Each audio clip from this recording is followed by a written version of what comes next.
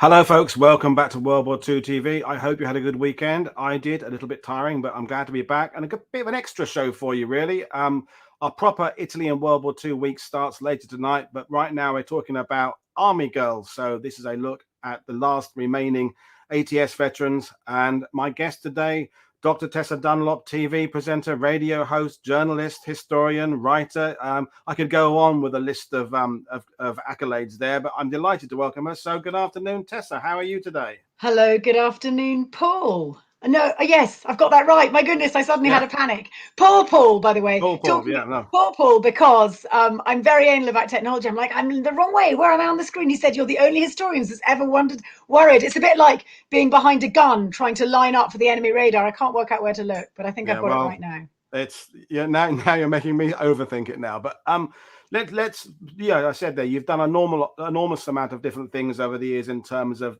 broadcasting and getting across information to people, but you've really found this kind of niche now for writing about history. And when we come to writing about the role of women in World War II, first question, a kind of silly one to start with, but I think it's important. Why should we know more about the role of women in World War II?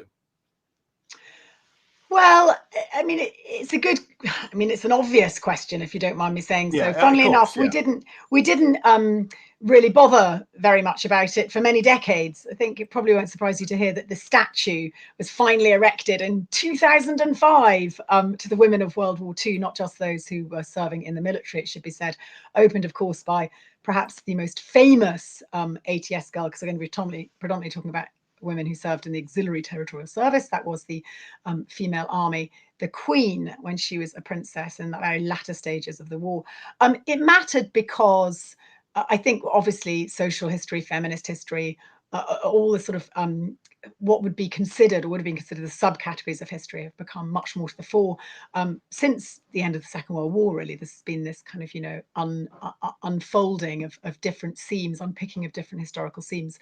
Now, it would be very odd if one therefore ignored what happened during World War II on the feminine front, especially as a belligerent Britain actually seconded more women into its war effort than any other country. It's quite hard to judge Russia because it's quite a lot of forced labor, and certainly they had a more hands-on role. Unlike our women, they were combatants.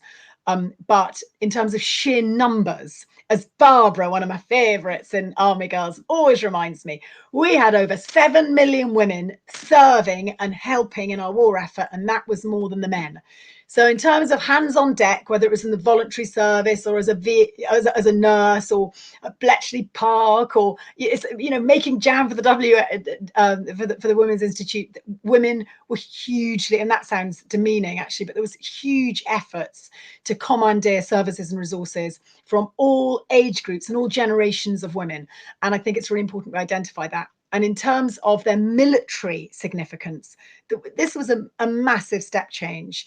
The inclusion of women, putting them on a legal military footing, allowing them to go into operational spaces from 1941, and then conscripting them. So you can't underplay just how significant all those root and branch decisions were. But it's also really important, Paul, to remember this was done really against the will of the establishment. They did it because they had to, not because they wanted to.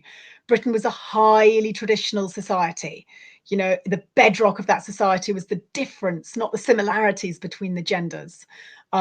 We talk a lot nowadays about race, and there is a racial aspect in my book, very much so, and so too was there in terms of female military service in World War II.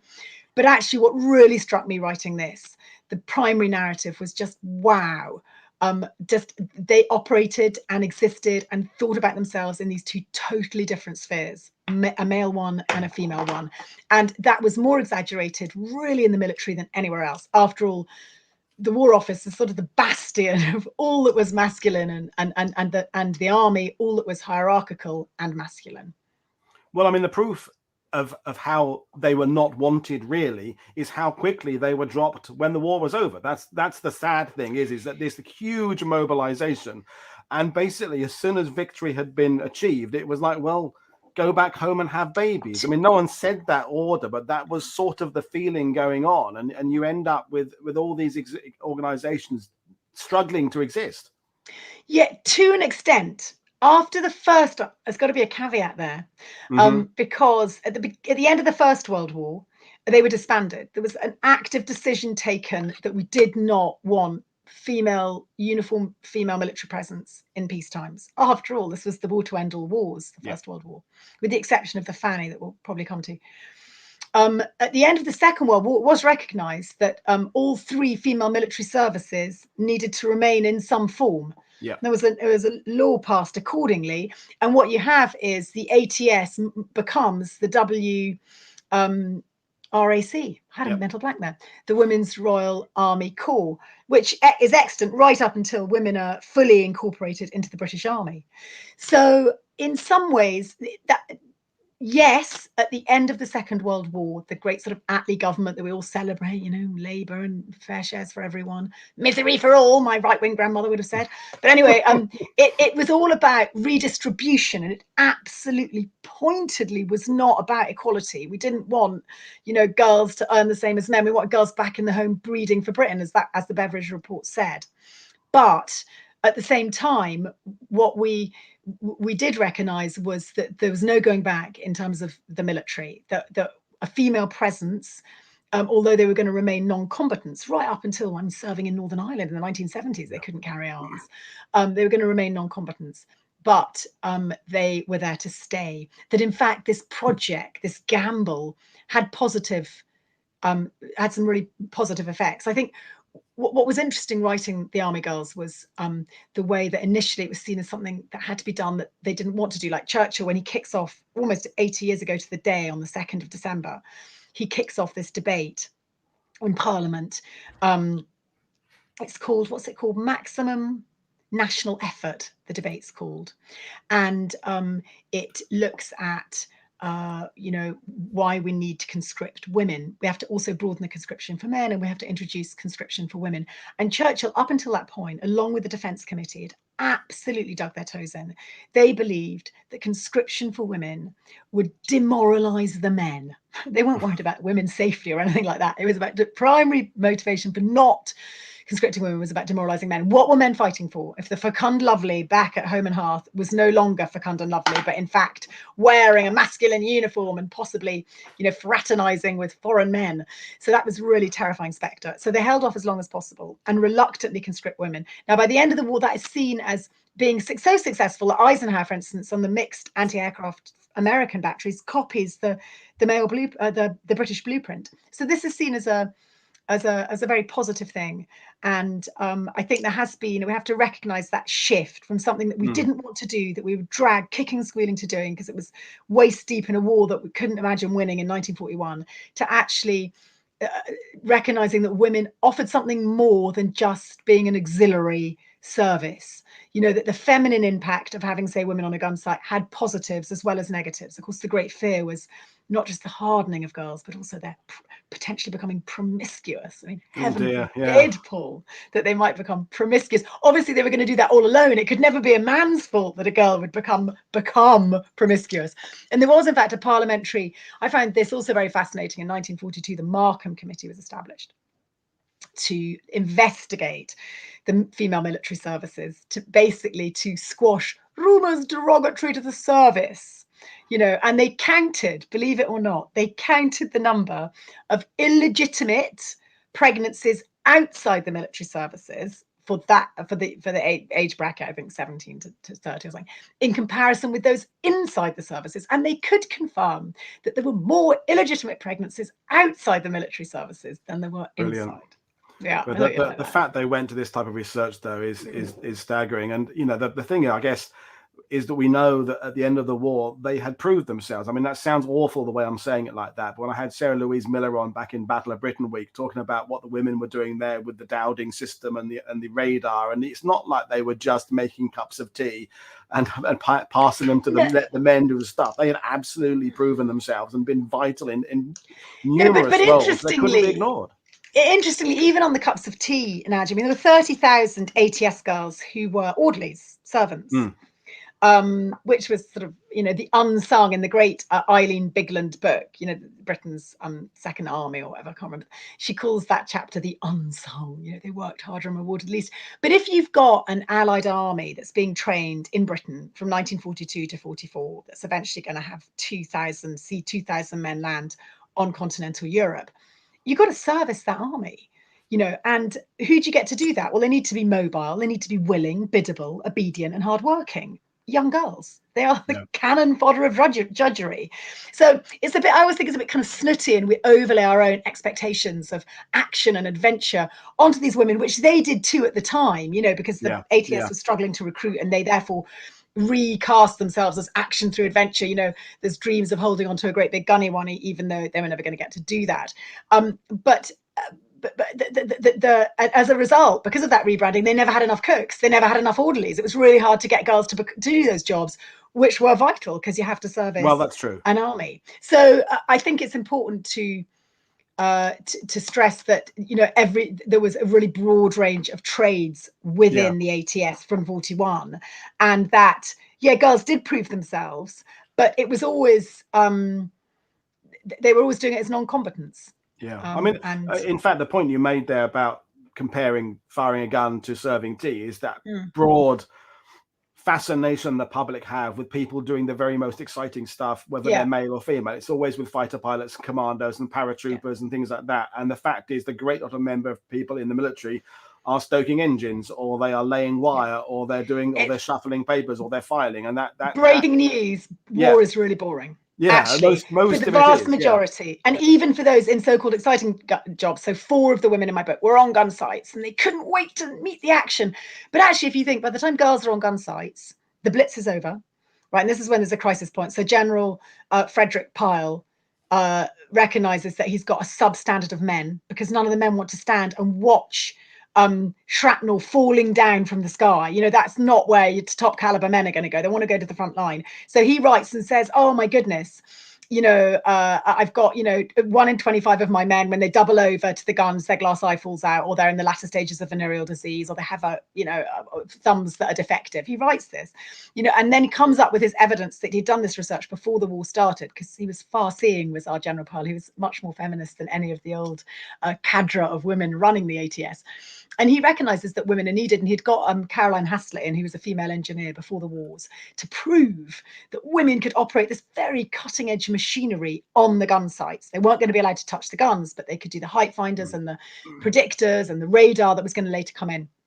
And he takes this to the War Office in early 1941, and the War Office goes, oh, this is spellbinding, this is revolutionary. It was actually just because needs must. At that time, that there was an acceptance in the War Office that there hadn't previously been, that we needed to recognize women could be allowed into an operational area, and therefore could die. They couldn't win a combat medal, but they could die. Do you see the kind of wonderful irony there? And in fact, one of the women in my book, Daphne, her very good school friend, who was part of the inspiration behind her joining up, did die.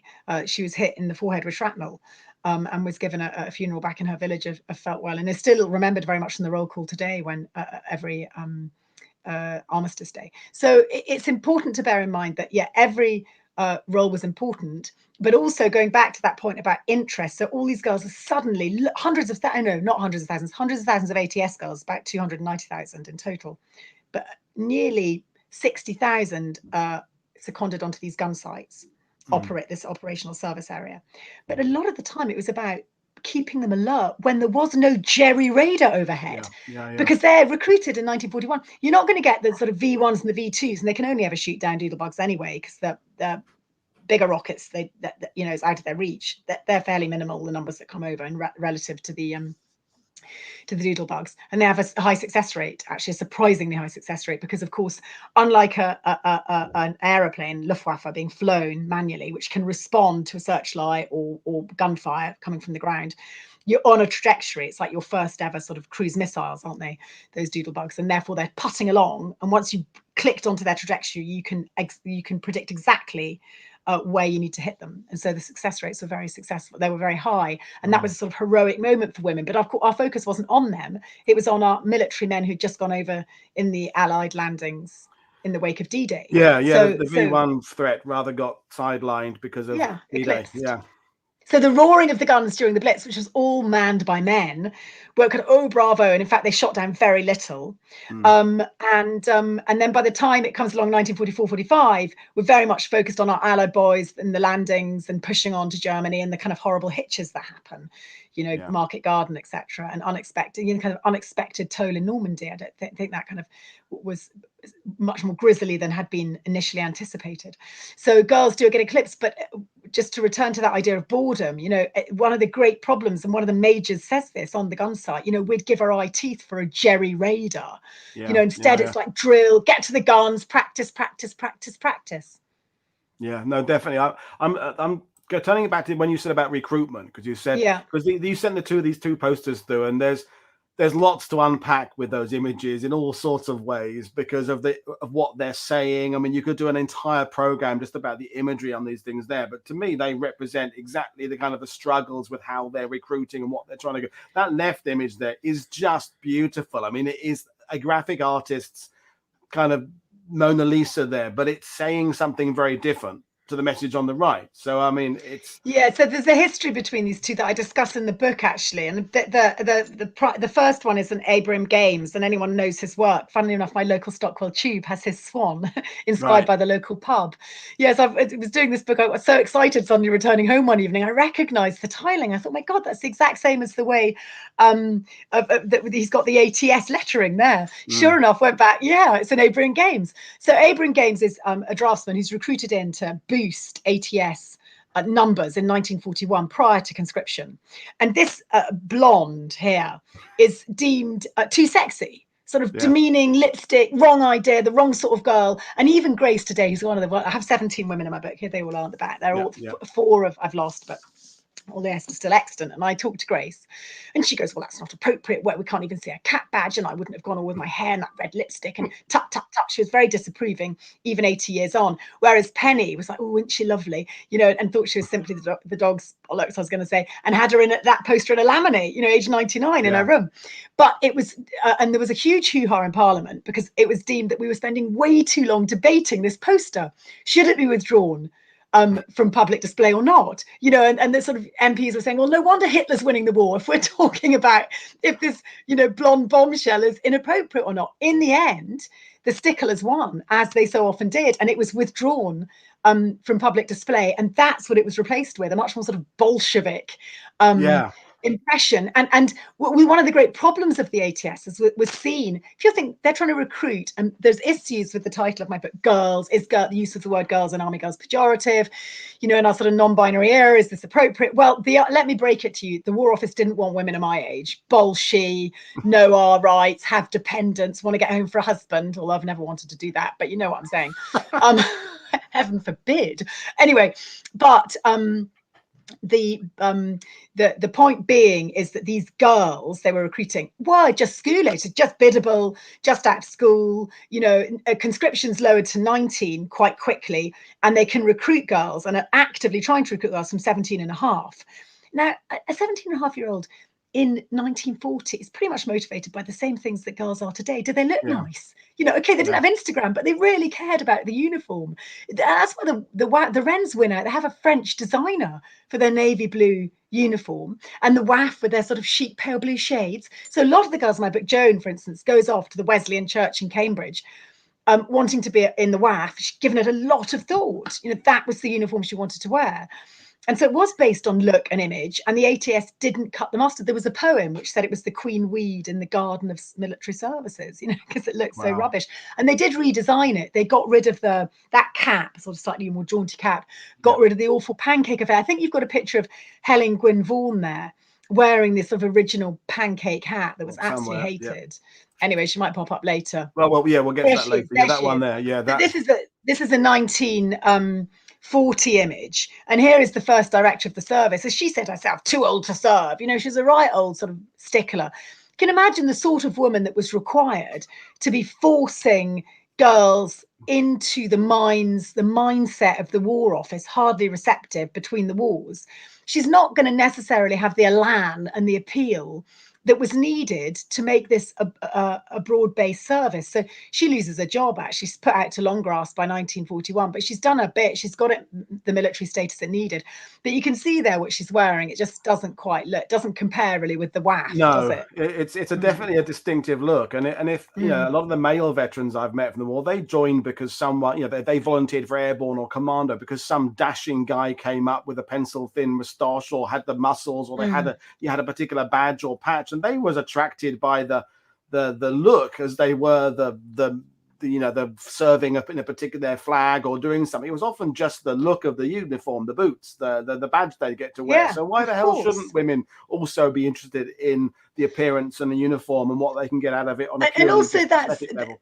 That's a huge part of being in the military, you know. It's about being one, being part of a body that looks good, that functions as one, that maintains a level of standard and discipline. You see it today. Even you remember all the hoo-ha about the funeral of Philip and whether Harry and Andrew were going to get to wear their honorary military uniforms and all that paraphernalia, and you know, the medals and the, well, I suppose what's the word for it really? I mean, and you saw it too in the performance, the ceremonial at Philip's funeral. It's absolutely vitally important. And funnily enough, one of the women in my book, and is she there? You've got this image. Yes, she is, in the mauve shirt, down on the, what would be, is it the left hand side? She's in the mauve shirt and the cap, as a very old woman. That's Martha. She's Lady Martha Bruce, massively in the hierarchy. Wouldn't let me put in the book that she had the Crawfie, the Queen's nanny, before the Queen. You know, it's really hard to get stories, prize stories out of the aristocrats. They hold on to them like getting blood from a stone. But God bless her soul, my goodness, she smashed it in the war. She really established herself. She worked as radar. She was promoted. She was a lance corporal and a corporal. She eventually becomes a lieutenant colonel in the TA after the war, and it's really significant in establishing women in the TA in Scotland post-war. Now, she said to me that she was the lady in waiting, the military lady in waiting for the Princess Royal, who was the commandant, the controller commandant of the A.T.S in the Second World War, and a very good one. And she said to me, you just need to understand in a hierarchical organization how important those symbols and those figureheads are. You know, and actually it is about the look. It's about belonging. That's hugely important. The badges of belonging, you know, what medals you can and can't wear. You know, women fought for everything. They fought for their insignia. You know, originally it was going to be roses. It was a demeaning sort of feminist thing before they got military status. So I think, yeah, the look is vital, and it's vital in any army. And it's messaging. If you're in an army of occupation, say in Germany in 1945, it's messaging to those who you're occupying or controlling. It's messaging to other units. It's and when you layer into that, especially in 1940, the desire for most young girls, even today, it should be said as well, to look good and look their best, then it's vital. And they got off to a really bad start, the A.T.S. There's no denying it. Well, I'm thoroughly enjoying this.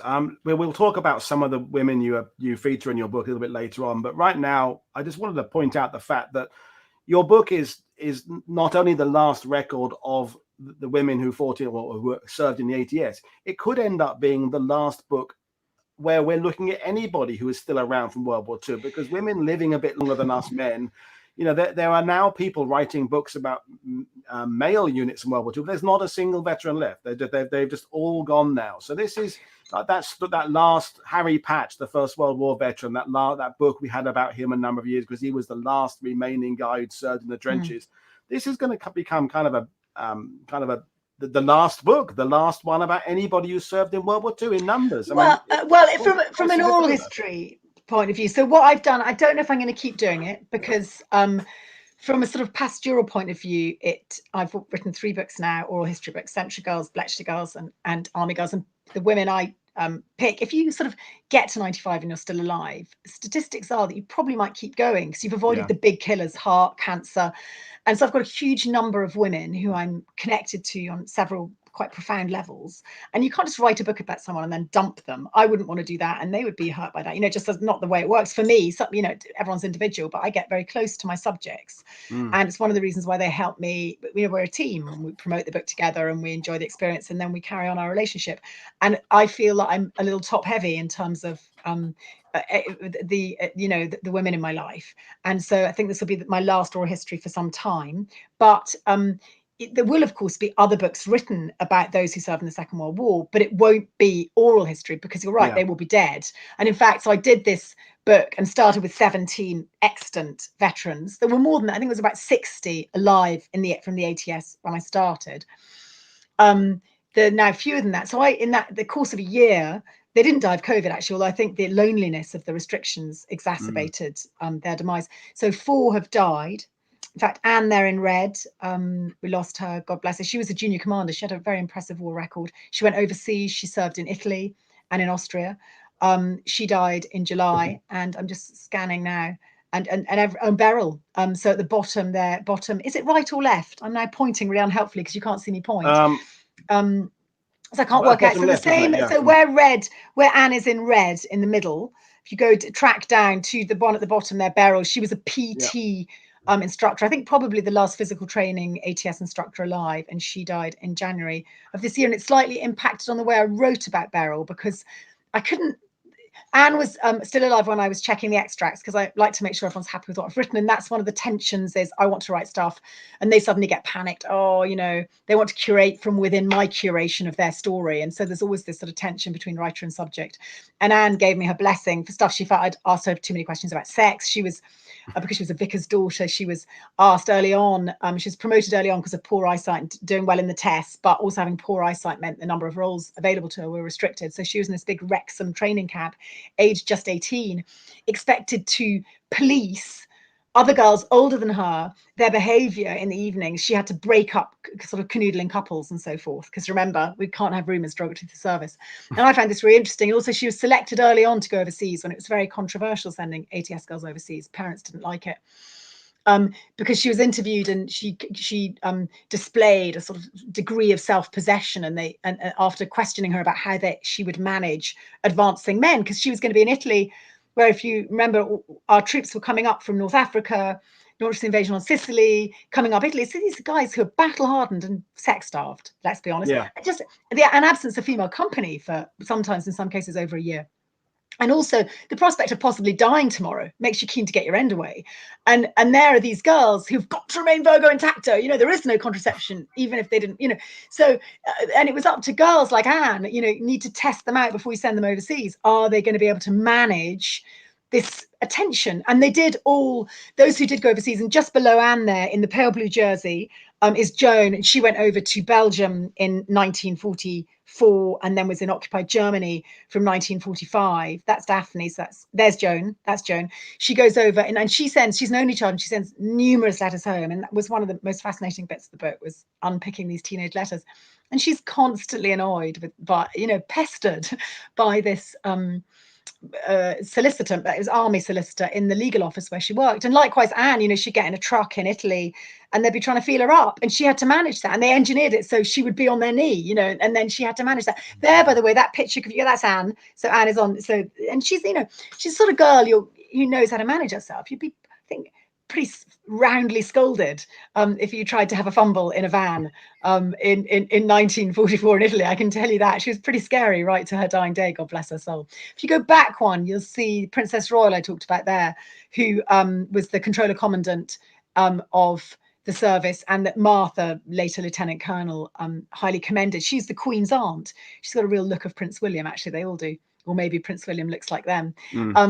And you can see her there. This is, if you're interested in this picture, it is one of the very first cohorts. I say cohort, only about 30 girls who came over from the West Indies. And shaking her hand is Ina, who's the only woman of colour in my book. And I think probably the only woman alive who served in the A.T.S. who was, from the West Indies. There were not many. There were a few hundred back in the West Indies, but the War Office just did not want to confront the colour issue if it didn't have to on home turf here in Britain. And it's, do you know, I don't know, you might know why its hand was originally forced. It finally had its hand forced in 1943.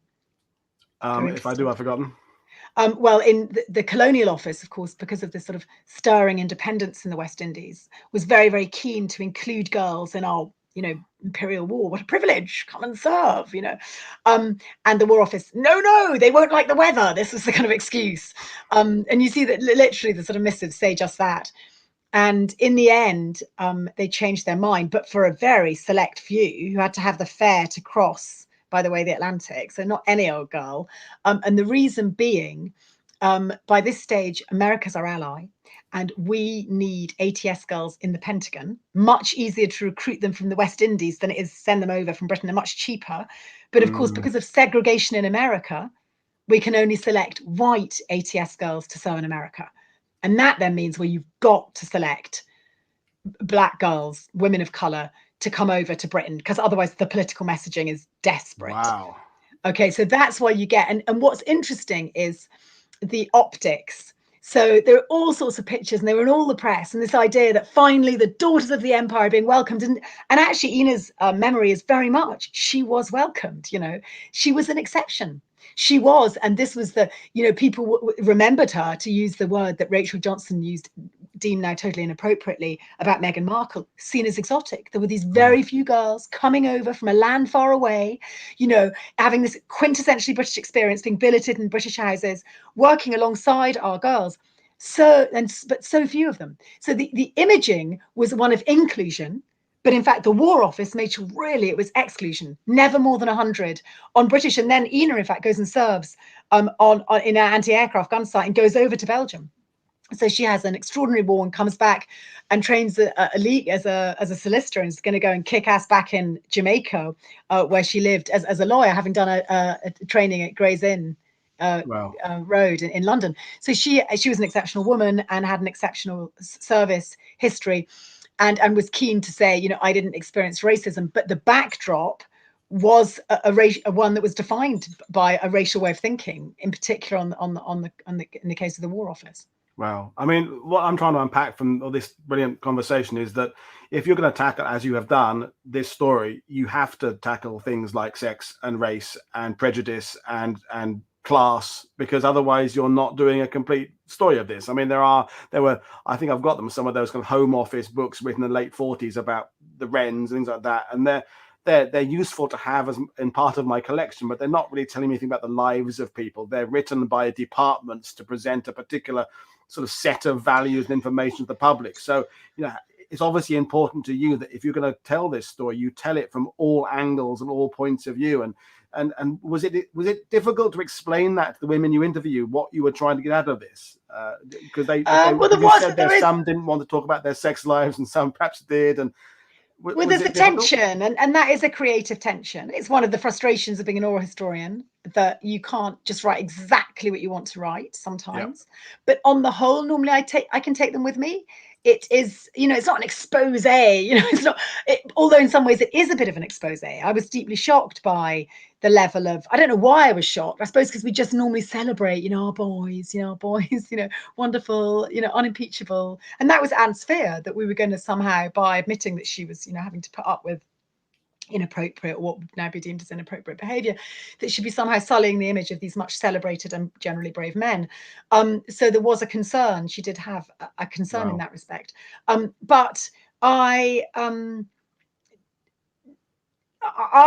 was struck by just how different things were. I mean, I knew I'd written 2 books about women in the 20th century. I know that what really the greatest change, I think, of all societally has been the shift for women, going back from 1918 right through to the modern day. And I know it's never fast enough or quick enough, but we just can't underestimate how different it was being a woman born, you know, between the wars. It was just it was like saying the earth was flat, you know. And actually what was really striking was, for these women, and even if they were in quite a humdrum role, you've got pictures of this physical job, cooking. Incidentally, men were paid extra to get them in the cookhouse because it was seen as a natural home for women, and women therefore weren't given the 2/3 less. They were always paid 2/3 less than men, but the 2/3 less bonus that men got. There was a huge outcry well, you know, why do we don't need to give you an extra 2p? They gave men an extra 3p because it's your natural home. And in fact, they discovered, oh gosh, no girl wants to cook. And actually they do, eventually they bent and did give them the extra 2p. Wow. But I think what's interesting is a lot of the women feel conflicted because this was for them really the most exciting time of their life. Aside from the fact that, Paul, most of us, when we look back to being a teenager or being in the elan of youth, the elixir of youth, you know, how wonderful it is to be vaguely attractive and have everything in front of us. Most of us probably think that those stages in our life are probably the most significant, or certainly the most formative. But I think that's doubly the case if you're a woman locked into pretty much the private domain, with maybe a few years working in a shop before you get married and have babies. Suddenly the war comes along and changes the narrative, and they are blown out of their preordained, predominantly domestic paths and experience something very different. You know, even if they were going to have to, majority of them was going to have to go back and suck it up in really the very conservative late 1940s, 1950s, being and giving birth to the baby boomers. Thanks for that. But it's no coincidence, of course, that they give birth to the bra burners. It's no coincidence. You can't put the genie fully back in the bottle. You know, the likes of Joan, she's out there, she's a corporal, she belongs, she's a part of an occupying army, she's being taught lots of things. They give her French lessons, and, you know, she learns German and she does photography. You know, the army is turning her into somebody else by 1946. And she's part of this great, brave mission in Germany. Well, going from foe to being a friend in the end.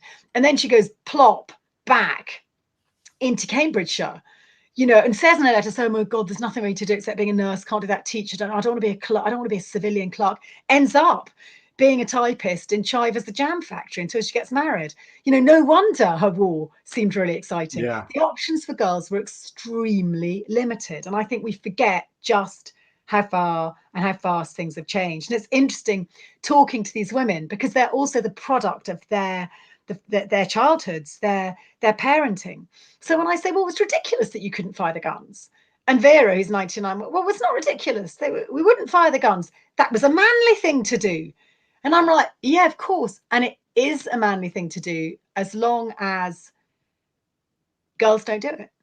So these strict divisions were maintained partly so that you know, we could hold on to this very traditional bedrock of our society where women breed and have babies and bring up the next generation, have this very important but sub role to men who are the returning heroes and the breadwinners. But on the optics of war, what's interesting is just things have changed, and not just in terms of the gender narrative, but the way in which we also look at war and what we're prepared, the collateral we're prepared to accept as a belligerent. So during the Second World War, we don't generally think of female fatalities, except in the Blitz, when, you know, it's the total war and, you know, anyone might die.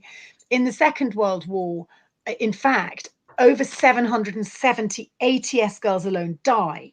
Some of them because the aircraft falls out the sky, because transportation is brutally unsafe, even if you're not being fired down by an enemy. Some, you know, on anti-aircraft sites like Daphne's friend Dorothy. That's 770 personnel. If you look at the optics for the Afghanistan conflict we've just withdrawn from, somewhat controversially, 10-year conflict, less than 500 in the entirety of British service personnel die.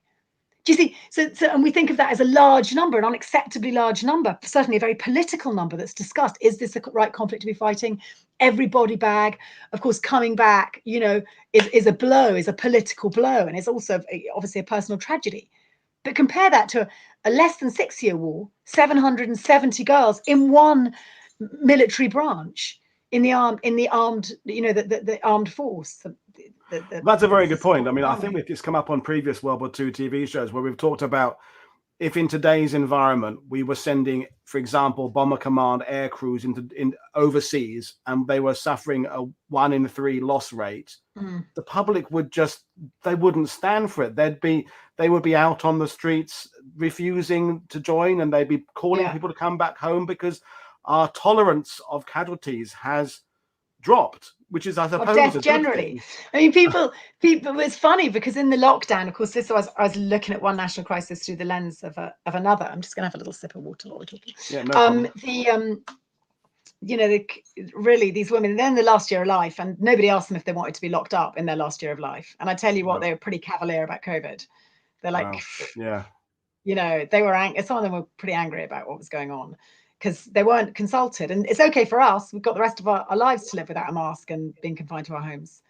But for them, it was a very different kettle of fish. And also, they're all from a generation where there is an expectation that it comes with risk. So it was interesting from that point of view. Well, while Tessa's having a drink, I'll just remind all your folks the link to purchase her book is in the description below.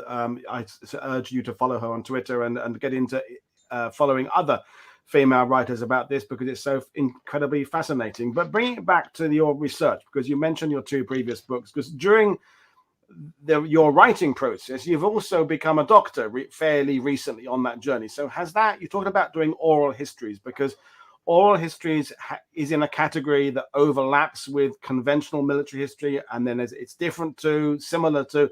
Has your process of investigating these stories changed with your becoming a doctor? With my academic rigor.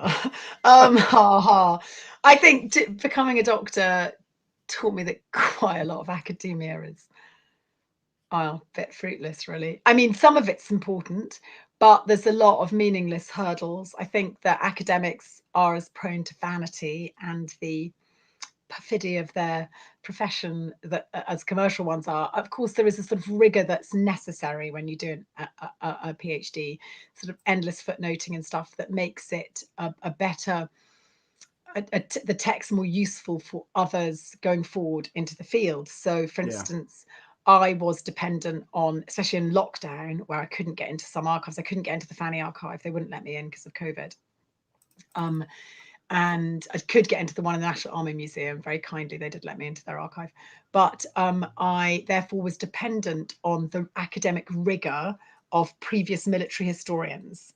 And I trusted them. And I think that's where the sort of badge of academia, and you know that the standard, and you know when they've footnoted correctly, you can tell, you know, it's done to a form rather than a sort of pen and sword book where you might, some are very good, but some others might be, you might treat them with a little bit more caution.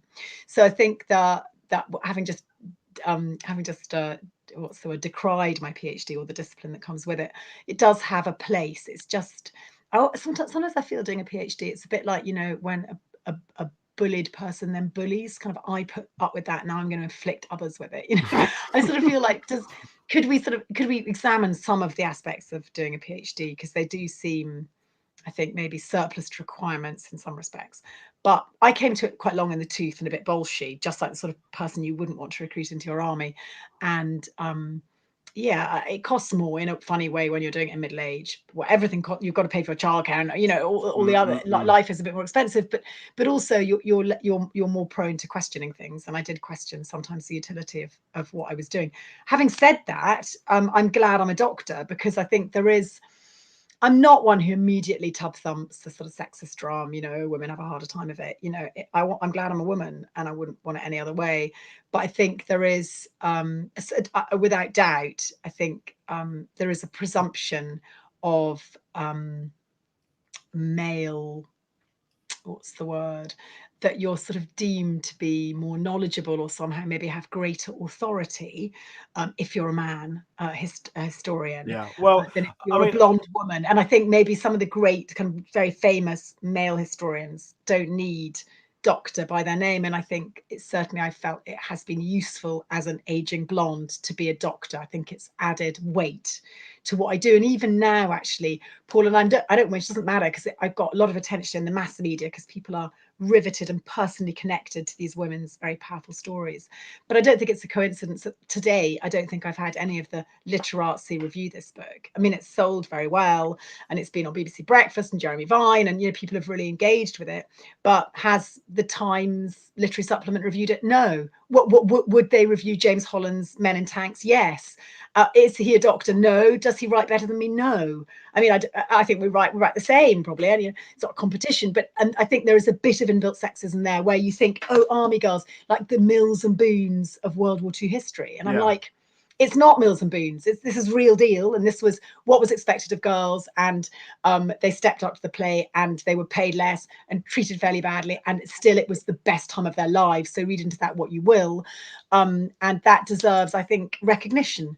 And there is a bit of sexism there, but so be it. You know, at least I'm not being paid a third. Well, maybe I am. I don't know. But you know, things the sunlit uplands of what's now third wave feminism, I think, is taking us to a great place. I'm not someone who gets. I'm not a he, she, her. I'm not desperately militant about these matters. Well, before we get back to talking about, did I just rant there? Having said I'm not, I then rant. I'm absolutely loving this. But before poor we old go James back Holland and discuss some of the other women you wrote about, while we're on the subject of women in history, because it's something that I try very hard to address, and I make as many mistakes as I do positives. You know, and every time on Twitter I say something about I'd like to have another female historian talking about this subject or whatever. You worry about it too much, though. Well, I do, but I also I get people downvoting shows with female historians before they've even aired. That is something that happens. What do you mean downvoting? What does they go on YouTube, and before it's even been on there, they put a downvote on it.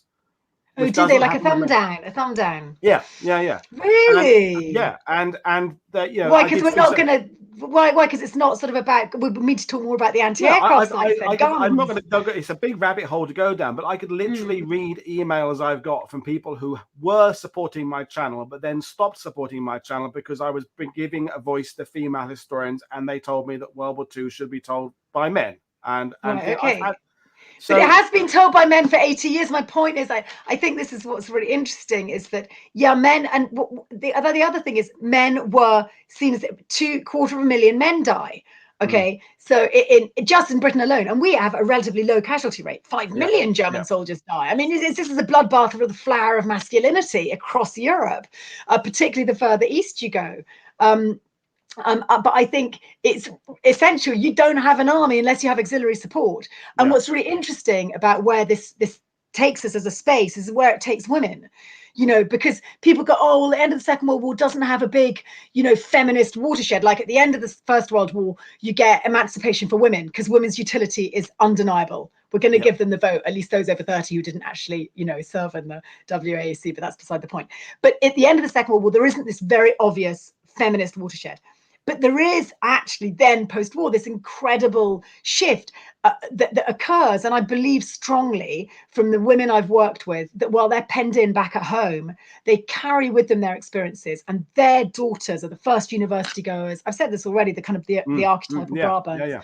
So there's baked in change, but I think also it changes the military in great ways. Have I just said this? I can't remember, but what really struck me was that we always judge everything. So the military is very obviously a bastion of masculinity. It's a hierarchical organization, and we judge it on things like, can a woman fire a gun? No, in the Second World War, she can't fire a gun unless she's in the SOE as part of the Fanny, maybe as loosely part of the Fanny, which is the First Aid Nursing Yeomanry.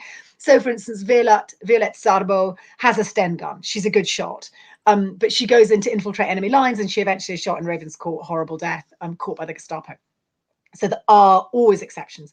But generally, women aren't combatants. But what's interesting about looking at the female military experience through that masculine lens of can she fire a gun is that we don't flip it round. And it's exactly what they did in World War II. Oh God, how inconvenient. We have to include skirts, you know, although often we're asked them to wear trousers. We're going to have to do this. Oh, this is really annoying. Damn it. Okay, we're going to do it anyway because we need girls. Yes, let's pretend it's not happened at the end of the war. Let's demob them early. Let's get them back in the kitchen. But what we don't do, okay, is think, what does it show us about what women offer our military services? And it did massively change thinking. At the end of the Second World War, as discussed, they remain as on the book. There's now going to be female military services right through until the present day. But also it's about the humanizing aspect of womanhood. And I think there's a tendency nowadays where we're all trying to pretend there's no gender difference anywhere, is that women, we are different from men. We are different. We're perceived differently, especially in some of the deeply traditional countries we've gone into as a peacekeeping or as an occupying force. For example, Kosovo, countries like that, where it is not to the male soldier that a child or a woman who's in danger will turn to. It is to the female soldier. Just as Joan in occupied Germany, it was the children that approached her. Nazis had great breeding programs. Those children didn't have a home, mainly because we'd bombed all those homes. And also we had an 800,000 strong British army who needed beds, and we kicked them out of the remaining homes. So you have children more or less on the streets approaching Joan, wanting to see if they could go back and visit their former school where British officers now are. Why did they approach Joan? Because she's a woman, because she's more there is a human aspect to having females, to having women in a military organization that can be prone to cruelty, that is trained to kill.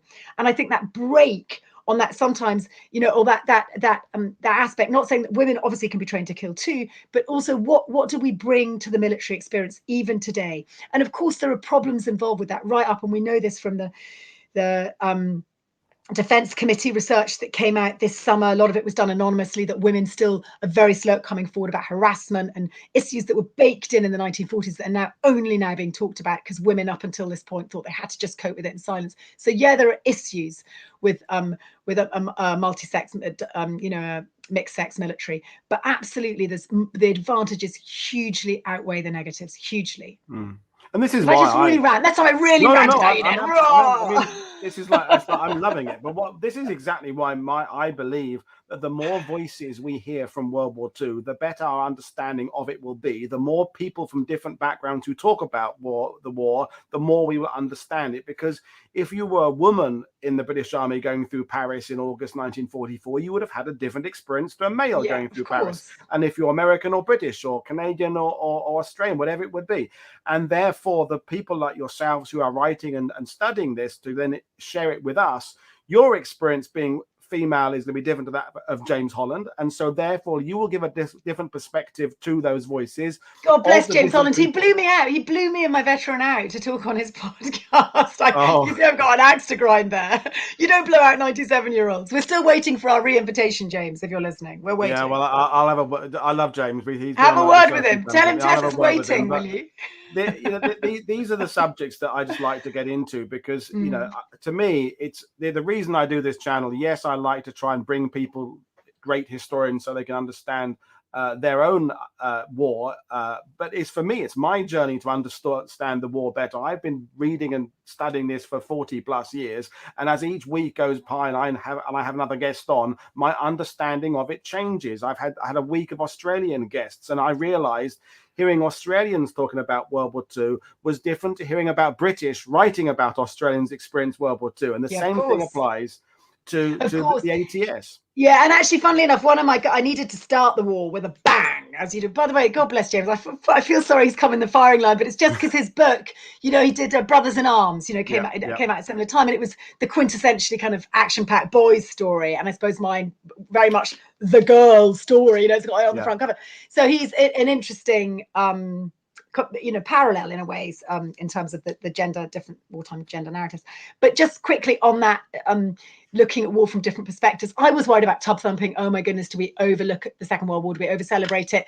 You know, we're not doing Who Do You Think You Are stories in Germany for a reason. You know, it's a much more complicated field, and even in the occupied countries. And that's what was fascinating about some of these women in occupied parts of Europe, just how much more complicated the wartime experience was if you're in an occupied country, the conflicts, the decisions you have to make to protect you and your family.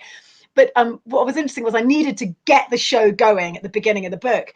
And of course, if I'm working just with women who were alive, that causes a problem, because there's not very many women who are alive who saw action. There's not very many women alive who saw action anyway. We've discussed that. Who saw action in the early part of the war. And I had this wonderful Olivia. God, she saved my bacon. She obviously wasn't in the A.T.S. Darling, no, far too fancy for that. She was a debutante. And then she got frankly very, very bored at the beginning of the war, because it kiboshed her gap year in France. You know, girls sort of went off and got finished. She'd been finished in Germany and met Hitler, as you do in a tea room. And then she was back stuck in England. This phony war wasn't taking place. It was all very disappointing. And so she hopped across the continent, onto the continent to France, just to see for herself what was going on in the phony war in early 1940. And her best friend, obviously, is friends with General Herring, who is the military commander of Paris, and he enlists her. You clearly see she's got gumption, and she becomes part of the SSAF, a bit like the Fanny in England. She said it was the Section Sanitaire Automobile Féminine, and off she goes, careering towards the enemy. There she is. Look at her.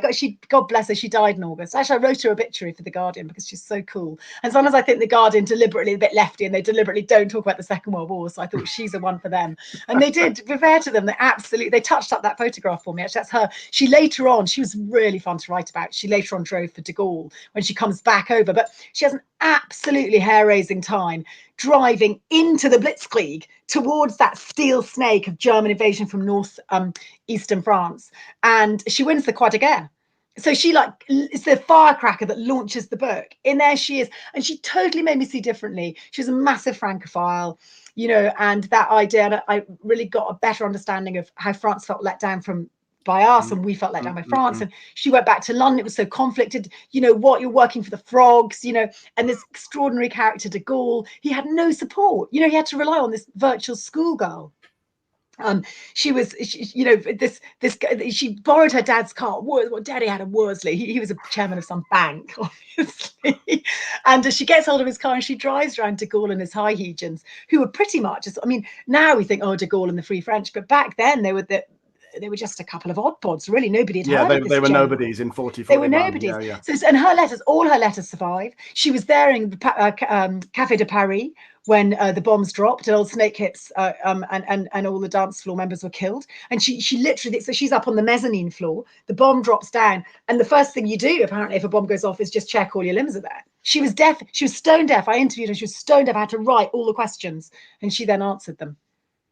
Yeah, wow. It's extraordinary. She was extraordinary. She was extraordinary. And the rest of her life was a disappointment. I'm telling you, she was living she was one of the very few women in an old folks home, because they're quite normally, by the time you got to a care home, you might not be remembering as you once did, but she had this incredible archive.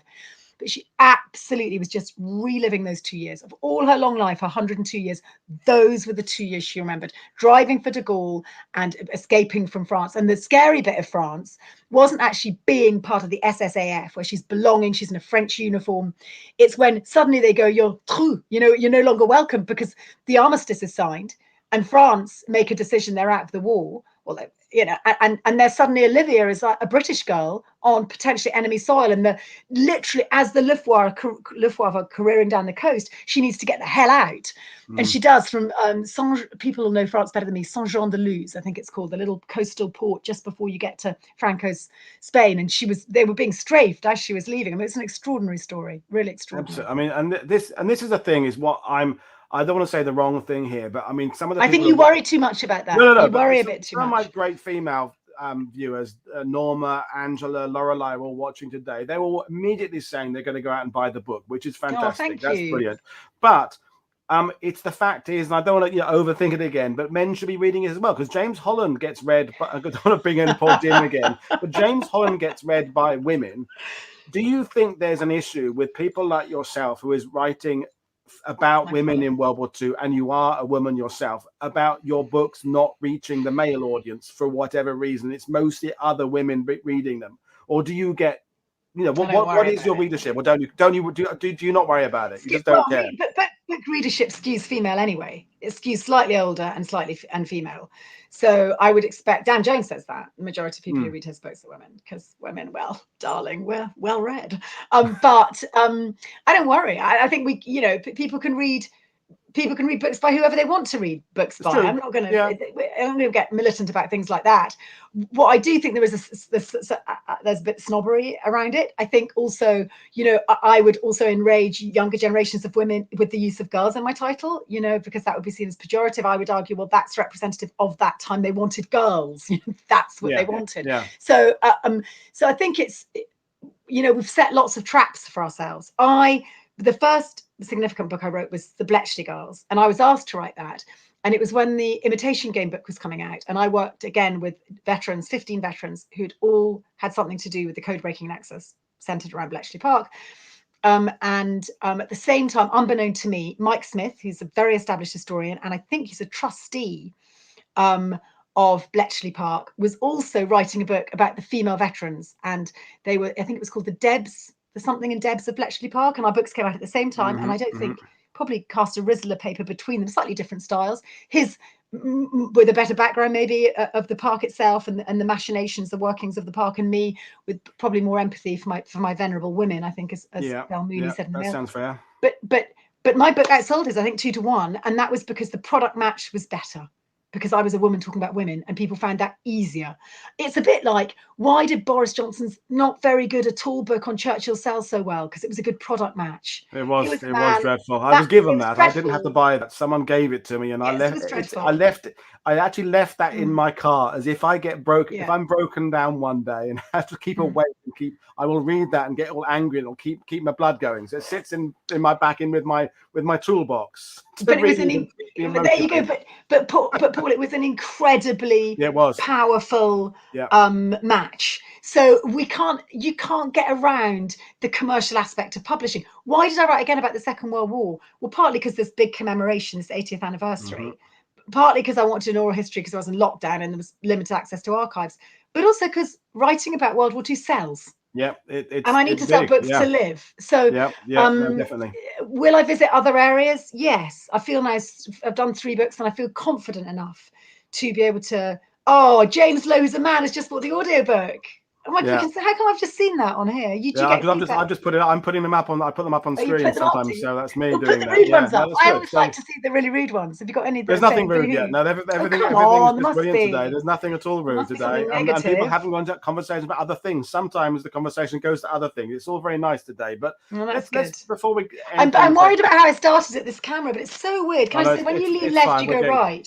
We're fine now, aren't we? Let's talk about some of the, briefly. I mean, obviously, we have to do the caveat that the full stories are in the book. You're going to much more detail there than you're going to do with me. And being a woman, obviously, I've got to go and pick up my child imminently from. No, sure. So let's give it another 5-10 minutes or something. But this was an extraordinary. I mean, every photo you sent me, there was something about the photo that just drew me in. And I don't want to be all cliched, but just the look of these women. They just amazing. Joyce, Joyce is super cool. I owe her a phone call, actually. She's absolutely phenomenal. She's 97. Her husband died in lockdown. Oh, he did a Philip, she said. And she's tough as boot. She's very posh. She was part of the Fanny, First Aid Nursing Yeomanry, which was this kind of early members. It was established after the Boer War. It was the only uniform service, as I think I mentioned, that was extant between the wars for women. And early members had to own a horse. Okay. So, and as a result, you had to be quite posh, although she wanted to play that down, but other women was hugely snobby, the Fanny then. That meant it was a great recruiting tool because, and this was the case with Bletchley Park as well, if you want secret work, and they were a big support service for the SOE, the Special Operations Executive, who sent agents, mainly foreign nationals, but beyond enemy lines to keep the sort of flame of resistance burning. If you want to back them up and it's got to be done top secret, who do you trust? You trust those you know. Who do you know? Well, for posh, or local, posh people from the local private school. She actually went to the same secondary school as Mary Churchill, the Churchill daughters, for instance. She was 2 years younger. So, and she had to have 2 references. So all the A.T.S girls have to go through these awful sort of experiences of medicals and sort of be deliced and scabies and everything else. Whereas Joyce remembers you need to get her bank manager to give her a reference and her doctor. So it was operating on a different level, and they had these exquisite uniforms, and also there were caveats where she was allowed pets. I'm like, what? So she's basically a transmitter hut operator, which means she's tuning into the live communications that are coming back, picked up by these giant aerials in a station, Tame Park in Oxfordshire. These live encrypted communications from agents. She doesn't decipher them. She's literally twiddling the knob. She's just 18. She's twiddling the knobs, picking up the live transmissions. If they fall off the line, she knows that they've been found. The direction finders got hold of them and they've had their throats cut. So it's pretty epic on one level. But on another level, it was all about having fun because they were training in the same camp as these agents. She was working in the same camp where agents were training, who were about to be sent overseas, where their life expectancy was about 6 weeks. So they were very much living in the moment. And this Norwegian aristocrat was totally taken by Joyce. He said, well, people who have things that are exceptional are very much hard to forget. And you have a horse. And she had this piebald horse called Pinto that she was allowed to take with her. Can you believe it? Because she was a Fanny. And the Fanny also had exquisite uniform that were made on Savile Row, totally different from the A.T.S. But they came under the umbrella of the A.T.S. very reluctantly. They were a voluntary military movement between the wars. Of course, in the war they're paid, etc. So there's all sort of, bureaucratic reasons for including them in the ATS, and there's a huge set to between the leaderships. But anyway, the upshot of it all was Fanny Joyce, was this sort of exquisite character, and you can imagine her being this sort of wonderful distraction for agents who are about to go and ply their craft, beyond enemy lines and possibly get their throats cut or a bullet in the brain. And they had sort of musical nights, and she was the soprano, the mezzo soprano. She sang Cherry Ripe, and again, of course, learnt all those very vital wartime accomplishments in her private school, Limpsfield Private School, where Mary was, and there in front of her is her autograph book, in which is Mary Churchill's autograph, it should be said. Good grief. Have you got time for one more story? Do you need to go? One more, and then I must go. Yes, and do my feminine duty. I must say that I've been away all last week, so I just love that photo of Diana there, because she just both photos there. So quick, but then we'll let you go.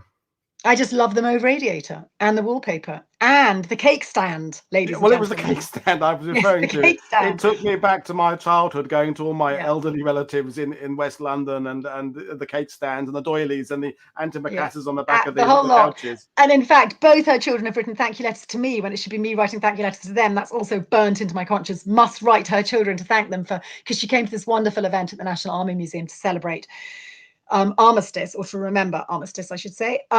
Diane was a cook. No girls wanted to be cooks. Remember, there was a big problem recruiting cooks, although obviously not no girls. Diane was very practical. She was an interesting case where she didn't grow up in an orphanage, but she was the product of a split home, and was sort of dispatched into what was a sort of,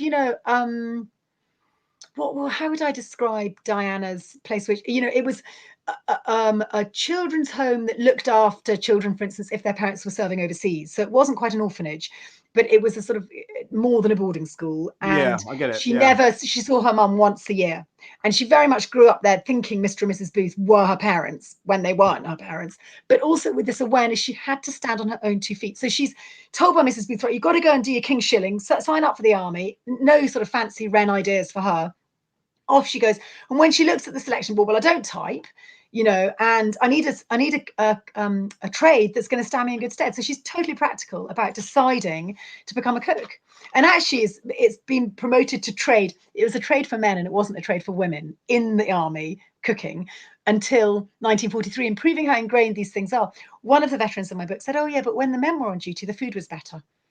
So these things do make a massive difference about that. It wasn't just men who placed men on a pedestal; it's also women too, because that was the structure of society. Institutionalized in a sense. Yeah, I mean, we'll leave it at that. I don't want to be incur the wrath of your child, because she's only 3, but I'm training her. Okay, good. What I'm thinking now is I just want to have you back at some point to chat about something else. We'll do Bletchley Girls. Brilliant. Yeah, but let's do. And we'll do also if you want to. I'd like to talk about that emancipation and the rolling out book. But it's been a great pleasure, Paul. Sorry, I want to say that I'm sorry I started very unprofessionally. Which way do I look? To be honest, I wasn't aware it was going to be live. Quite, I was a bit thrown by that. Maybe I didn't make it clear enough. But then anyway, it's been. Don't worry, it's fine. It's the interaction that makes it so cool. So anyway. Okay, and there was one other thing I wanted to say, was apologise, yes, to your viewers, etc. We were meant to do this earlier, and you've been very patient with me. I've been gadding about, and thank you for finding a slot for me. It's been absolutely fine. So without further ado, folks, I'll bring the show to an end. Thank you very much for watching. Lots of love. I will see you all again later tonight for our Italian war show. So thanks, everybody. This is Paul Woodadge from WW2TV. Seeing you all next time. Cheers, everybody. Bye. Bye.